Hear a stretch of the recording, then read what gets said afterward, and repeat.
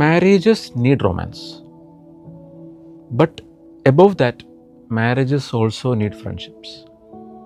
എന്ന് വെച്ചാൽ രണ്ട് വ്യക്തികൾ തമ്മിൽ റൊമാൻസ് ഉണ്ടാകുമ്പം ആ റൊമാൻസിൻ്റെ കോറെന്ന് പറഞ്ഞാൽ എൻ്റെ ഏറ്റവും ഉള്ളിലെ ആ സത്ത് എന്ന് പറയുന്നത് it has to be a friendship.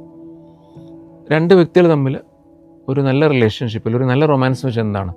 It's my love is there for you and I am accepting your love and നമ്മൾ രണ്ടുപേരും പരസ്പരം we are there for each other എന്നുള്ളതാണ്.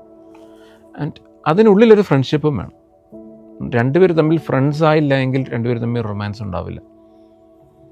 ആ ഫ്രണ്ട്ഷിപ്പ് എന്ന് നിൽക്കുന്നോ ആ റൊമാൻസോടെ നിന്നു, റൊമാൻസ് എന്ന് നിന്നോ മാരേജോടെ നിന്നു.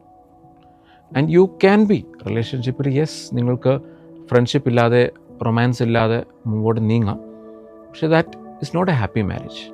അത് രണ്ടുപേർ തമ്മിലൊരു പാർട്ട്ണർഷിപ്പ് പോലെ, ചിലപ്പം കുട്ടികളെ വളർത്താനായിരിക്കും, അല്ലെങ്കിൽ ഫിനാൻഷ്യൽ സ്റ്റെബിലിറ്റിക്കായിരിക്കും, അതല്ല എങ്കിൽ സമൂഹം എന്ത് ചിന്തിക്കും എന്നുള്ള ഫീലിനായിരിക്കും. പക്ഷേ അവിടെ ആ ഫ്രണ്ട്ഷിപ്പ് ഉണ്ടാവില്ല. അപ്പം നിങ്ങളുടെ റിലേഷൻഷിപ്പ് നിങ്ങളെപ്പോഴും നോക്കേണ്ട ഒരു കാര്യം ഇതാണ്, ദാറ്റ് നമ്മുടെ ഇടയിലെ ഫ്രണ്ട്ഷിപ്പ് സ്റ്റോപ്പായോ? Did we stop becoming that friends anymore? Friendship സ്റ്റോപ്പായി എങ്കിൽ യെസ് ഇവൻച്വലി ബാക്കി എല്ലാം സ്റ്റോപ്പാവും. So the core of any relationship is the friendship.